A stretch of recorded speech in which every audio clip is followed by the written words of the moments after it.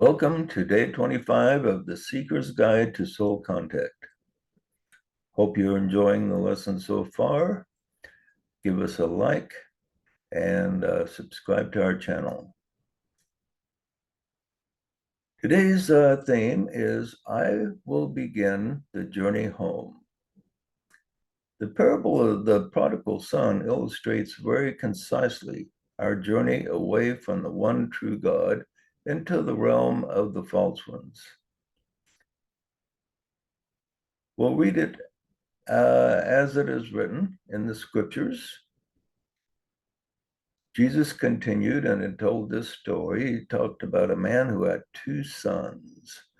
The younger one said to his father, "Father, give me my share of the estate." So he divided the property between them. Not long after that, the younger son got together all he had and set off to a distant country, and there squandered all his wealth in wild living. After he had spent everything, there was a severe famine in the whole country, and he began to be in need. And so he went and hired himself to a citizen of that country who sent him into the fields to feed his pigs. He longed to fill his stomach with the pods that the pigs were eating, but no one gave him anything. When he came to his senses, he said, "How many of my father's hired servants have food to spare, and here I am starving to death. I will set out and go back to my father and say to him, 'Father, I've sinned against heaven and against you. I'm no longer worthy to be called your son. Make me like one of your hired servants.' So he got up and went to his father. But when he was still a long way off, his father saw him, and he was filled with compassion for him.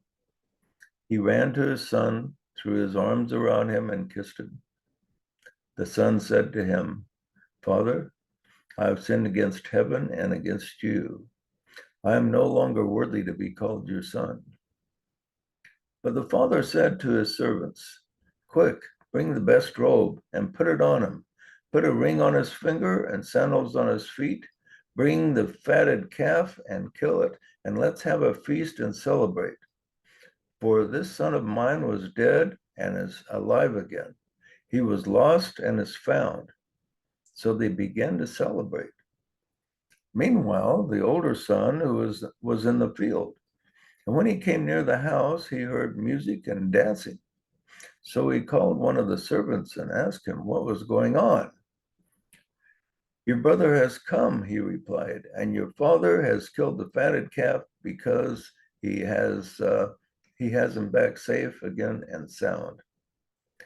The older brother became angry and refused to go in. So the father went out and pleaded with him. But he answered his father, 'Look, all these years I've been slaving for you and never disobeyed your orders. Yet you never give me a young goat so I could celebrate with my friends.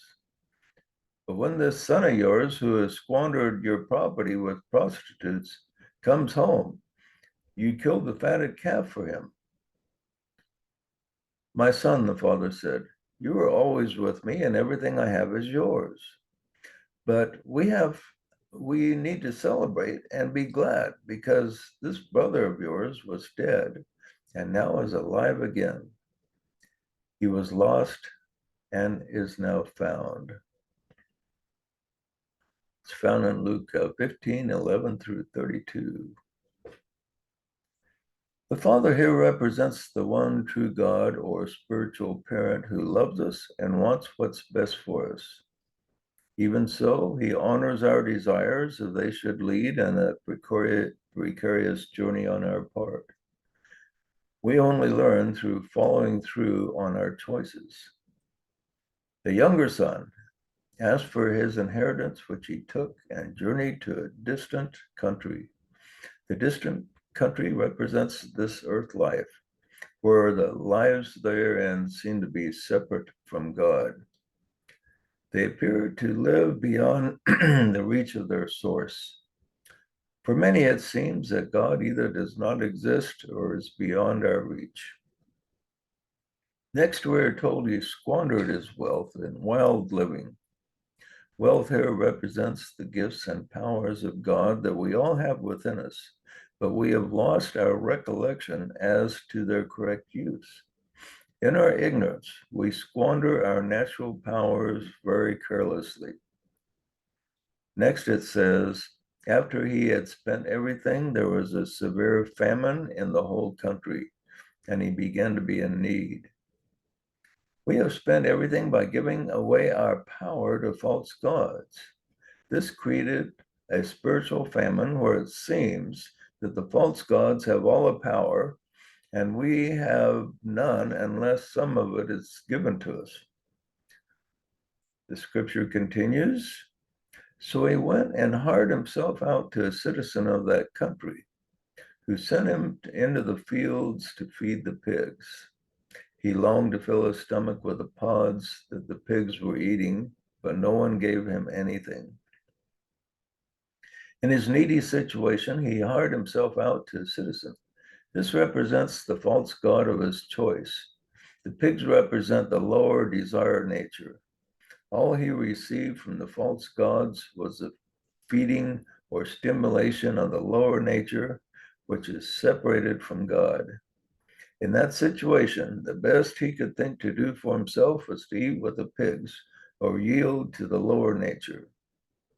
After a time, actually a very long time, the son came to his senses and tapped into an inner knowing that he has a true home and a spiritual parent who loves him. The famine created by the false gods drives him on a quest to return home, yield to the true God, and take whatever he's willing to give. Next, we have a key passage in the parable. But while he was still a long way off, the father saw him and was filled with compassion for him. He ran to his son, threw his arms around him, and kissed him. So before the son even made it home and was still a long way off, the father saw him. This tells us that the Father or God has never ceased looking and waiting for the return. The son did not have to journey all the way home before he met the Father's welcoming arms.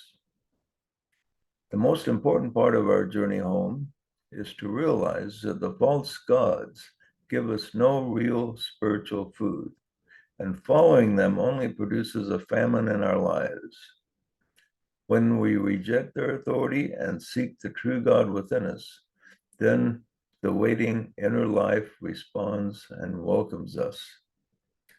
When the veil of the temple is rent in twain and the son returns, he is accepted back into a full sonship. Our many mortal lives have been through a tough experience, but in many ways, we are wiser than the ones who stayed with the Father and never left his presence.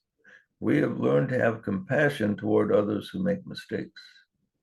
There's a quality had by the Father, but lacking in the first Son. The assignment today is to reflect on the parable and see yourself in it. See that you have traveled to a distant country and have gone through a spiritual famine, but now you desire to return home. As you seek your true parent, see him as one waiting for you to begin the journey. Focus deep within your heart and feel his presence waiting for you. End with this affirmation. I feel the love of my true parent or source. A lot to think about. We will see you tomorrow.